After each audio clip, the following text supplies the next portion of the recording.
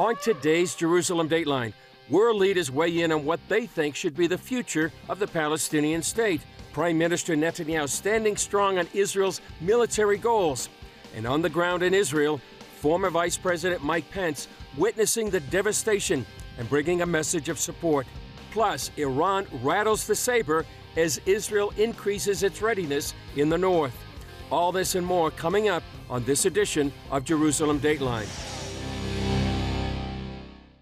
Hello and welcome to Jerusalem Dateline. I'm Chris Mitchell. U.S. Secretary of State Antony Blinken returned to Israel on his tour of the Middle East. The visit comes as Israel and the U.S. spar over the fate of Gaza after the war. On Tuesday morning, Secretary Blinken met with Israeli Prime Minister Benjamin Netanyahu. The secretary on a diplomatic mission meeting with leaders in the Middle East to discuss the war and the future of the region. Meeting with reporters before his arrival in Israel, Blinken outlined what he says they agree on about Gaza's future after the war. First, that Israel must have peace and security. Second, that the West Bank and Gaza should be united under Palestinian-led governance. Third, the future of the region needs to be one of integration, not division and not conflict. And fourth, for that to happen, we need to see the establishment of an independent Palestinian state. However, that's a sticking point for Israel. While the U.S. and others support a Palestinian-led Gaza, Israeli Prime Minister Netanyahu and his government are against it. While the debate over Gaza's future continues, the growing tension between Israel and Lebanon may direct the course of the war. Blinken and others are trying to de-escalate the low-scale war between Israel and Hezbollah diplomatically. But Benny Gantz, a member of Israel's war cabinet, says time is running out for diplomacy, since nearly 100,000 residents of northern Israel can't return home. Concerns rose on Monday following the assassination of Wissam al-Tawil, the highest-ranking Hezbollah official to be killed since October 7th, and a nephew of Hezbollah leader Hassan Nasrallah. Also on Monday, Hamas fired the biggest barrage of rockets since the beginning of the year. That as Israel's military campaign continues to uncover Hamas's terror infrastructure. On Monday, the IDF released footage of the largest weapons production site found in the Gaza Strip since the beginning of the war, used to produce long-range missiles capable of reaching northern Israel. Former U.S. Vice President Mike Pence recently visited Israel to show his support for the ongoing war with Hamas. He explained why it's important for America and Christians to help during Israel's darkest hour since the Holocaust. Take a look. It's heartbreaking. Yeah, words fail. Yeah. We were just the Kfar Aza.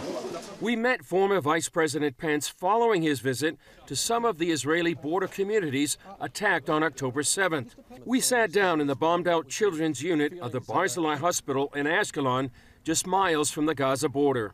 I must tell you that I've been to war zones during my time as Vice President, during my time as a member of Congress. But the sites that I saw today, the aftermath of that terrorist attack on October 7th, and even a site like this, the ongoing war on Israel by Hamas, it just was pure evil. Pence came with a message for the United States and its closest ally. These are dire hours for Israel. And I think it's so important that the United States make it clear that we're with Israel today, we will be with Israel tomorrow, and we'll be with Israel every day until the threat of Hamas terrorists from Gaza is eliminated once and for all. He also emphasizes that the show of support must be widespread. I believe the United States needs to make it clear to other actors in the region, whether it be Hezbollah in Lebanon to the north, or most especially to the mullahs in Tehran, that the United States will be here for Israel and that we will be prepared if there's an effort to widen this conflict in any way. The Biden administration is trying to actually limit maybe some of the fighting going on in Gaza. How would you respond to some of the limits that the Biden administration is trying to put on Israel? I just don't accept it. I was in Washington, D.C. on 9/11, and America did what we believe needed to be done, taking the fight to the enemy in Afghanistan. And I remember the way our allies stood with us, and they didn't question how we were going about bringing those to justice that had attacked our country. They just stood with us. And I think Israel deserves the same now. A lot of people right now are talking about the day after, and the Biden administration is talking about a revitalized Palestinian Authority that would take over in Gaza. Your thoughts? I think we're still waiting for the Palestinian Authority to condemn what happened on October the 7th. I think those considerations will be proper for the government of Israel to make, and I think we should leave those to the elected leadership here in Israel, and we'll support their determination. In January 2018, Pence addressed Israel's parliament. The miracle of Israel is an inspiration to the world. And the United States of America is proud to stand with Israel and her people as allies and cherished friends. As I said in that speech, we stand with Israel because her cause is our cause, her values are our values, and her fight is our fight. And I really believe that this is a moment where that relationship has been more important than ever before. When we come back, threats from Iran and the blame game escalates as Israel strikes terror targets inside Lebanon.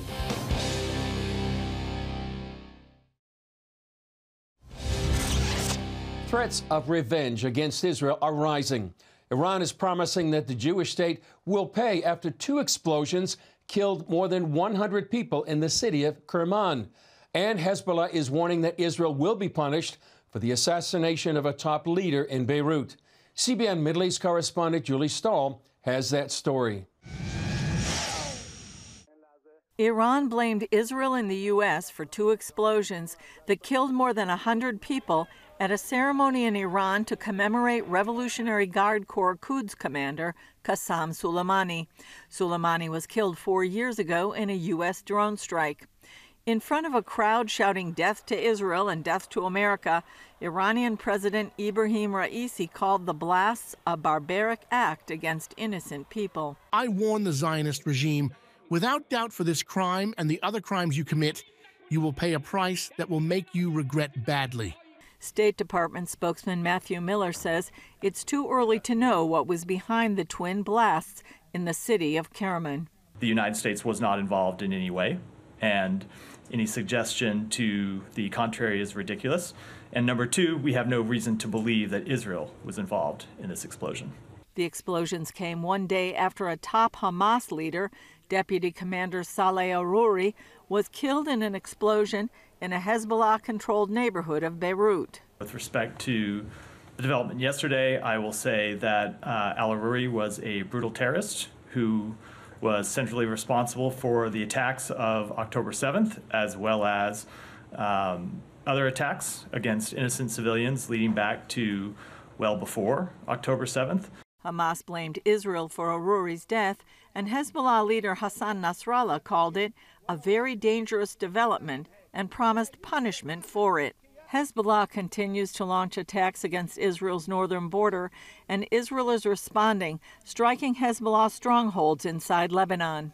The White House says it's trying to keep the war between Israel and Hamas from spreading. Of the force posture changes that the president has ordered in the region has been designed to prevent an escalation or widening or deepening of this conflict.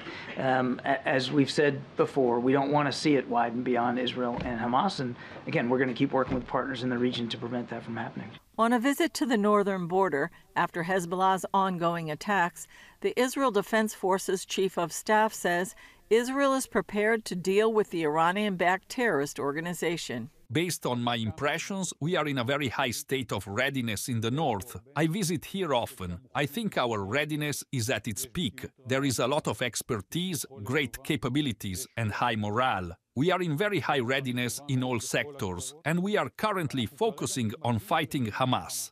Iranian opposition activist Vahid Beheshti says he's devoted his life to standing against terrorism. He's urging Israel and the West to fight the terror groups, but not to ignore the head of the snake, the Iranian regime.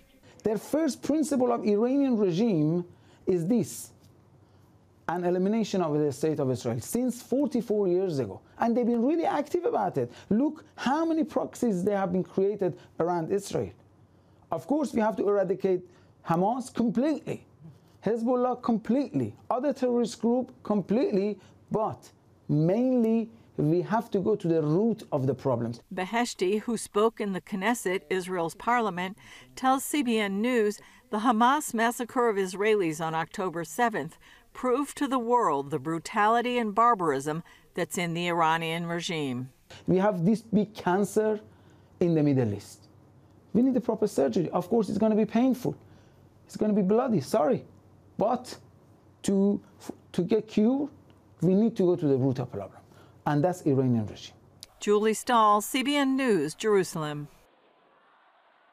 The gentleman in our last story, Vahid Beheshti, made history last week as the first Iranian opposition figure to speak in front of the Knesset. Here's more from Julie Stahl's interview.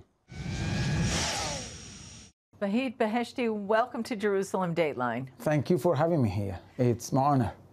So you are an Iranian opposition activist. Tell us what that means. Tell us what you do. If you identify yourself as Iranian opposition activist, that means your life, any second, any minute is in danger.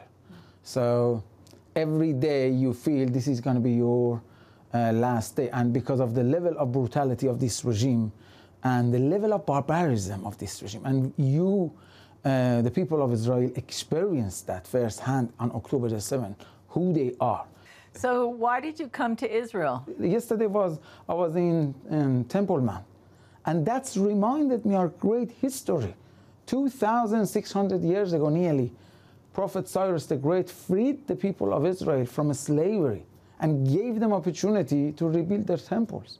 We have lots of common interests. Most important, we have a common enemy and common war, which we have to win together. That's why it's so important for me to be here. And you, yesterday was a historic day. You spoke at the Knesset, the first Iranian to ever speak at the Israeli Knesset parliament. What did you tell them? It was really special yesterday. My message was basic, was very simple. First, I brought the message of Iranian people. I said to the leaders of Israel, I said to the people of Israel, the people of Iran, message is this: we love you and we need you, and you need us. So let's work together in this common fight. We have to go to the root of the problem, which is Iranian regime. My message was this: don't be afraid to hit and target IRGC bases in Iran. Don't be afraid to hit and target nuclear sites of Iranian regime in Iran. Don't be afraid to hit the house of high officials in Iran. That's how you can give support to Iranian people. So you think Israel needs to keep fighting Hamas, Hezbollah? They need to keep up their battle? They have to. There is no any other solution. How can you communicate with terrorists? How can you communicate with someone who their principle is an elimination of the state of Israel? We stand on the side of people of Israel. We need to work together. Just imagine that. Let me wrap up with this. Imagine that we have two options. That's what I said last night in the Knesset. I said, imagine this brutal, evil regime with this capability gaining access to nuclear weapon, which is not far from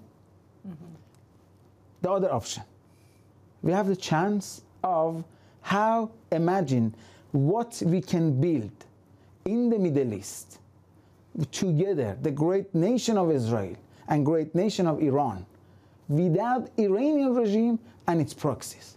So we have two options in front of us. I think the second one is it's much better. It's much better. Yes, Vahid Beheshti, thank you so much for joining us on Thank you for having me here. Thank you. Thank you. Up next, explaining the challenges of the war in Gaza and the threat of escalation in the north.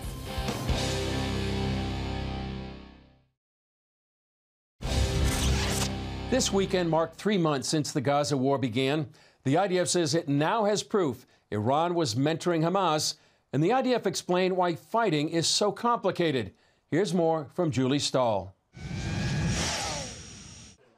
Israeli Prime Minister Benjamin Netanyahu is making it clear Israel must continue its battle in Gaza until it achieves total victory. We must not stop the war until we complete all its objectives. The elimination of Hamas, the return of all our hostages, and the promise that Gaza won't pose a threat to Israel anymore. Over the weekend, IDF spokesman Rear Admiral Daniel Hagari explained some of the challenges of the war in a briefing to the nation.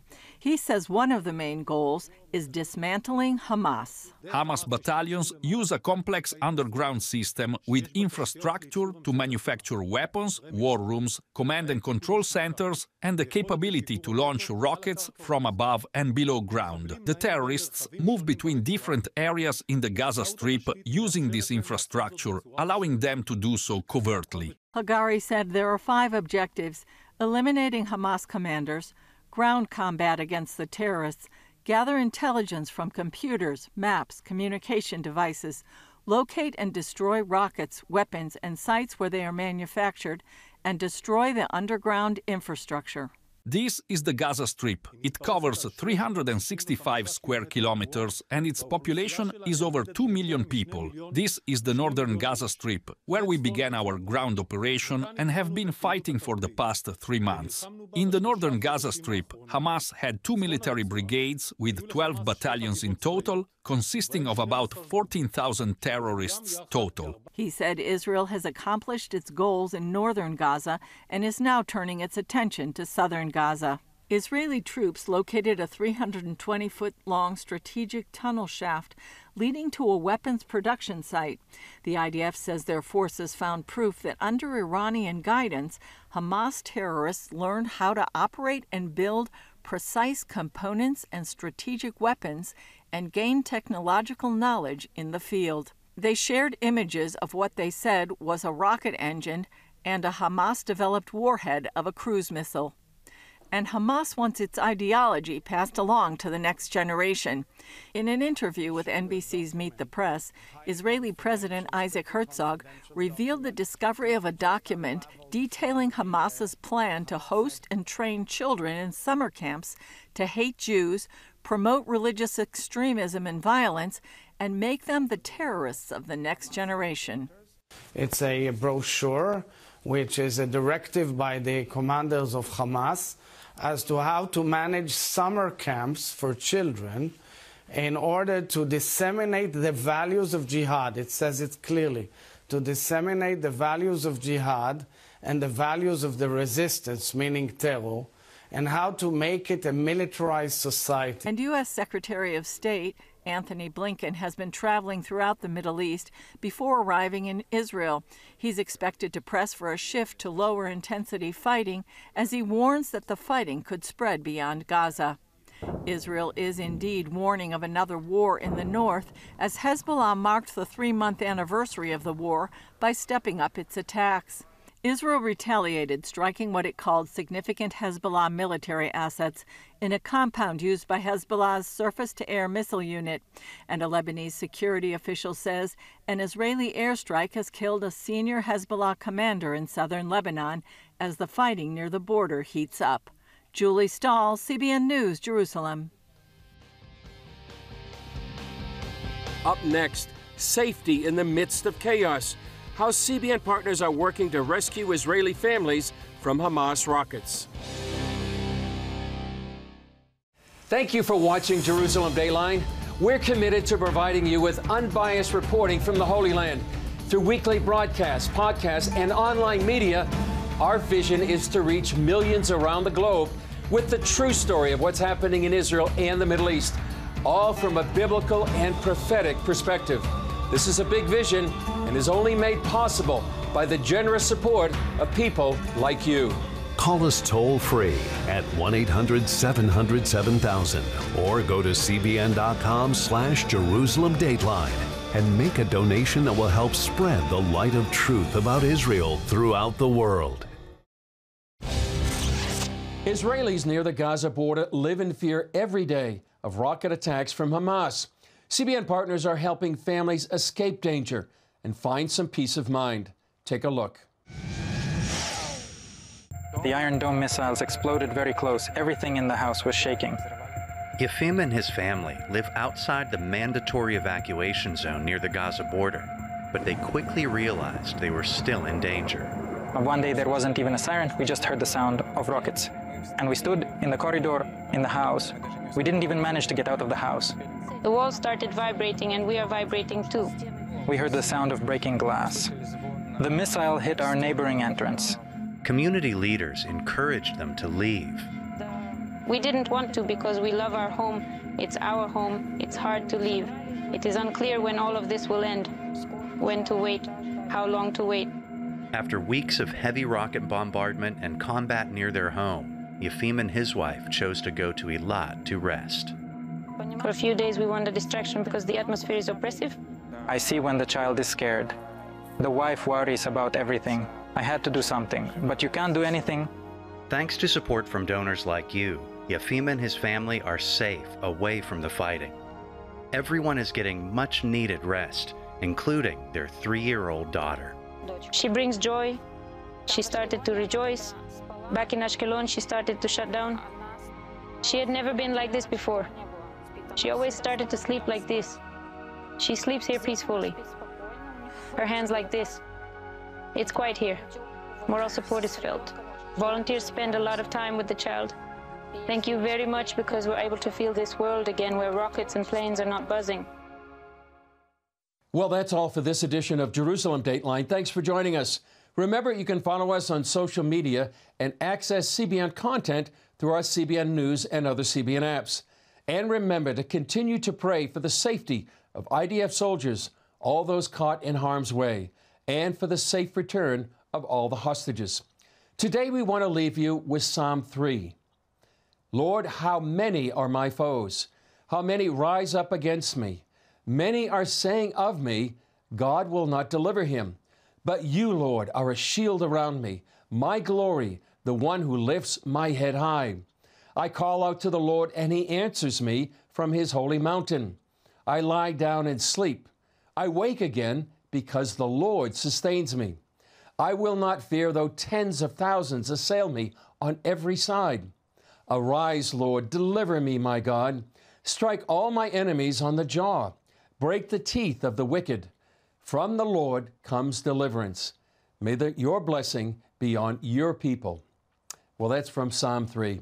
Well, I'm Chris Mitchell. We'll see you next time on Jerusalem Dateline.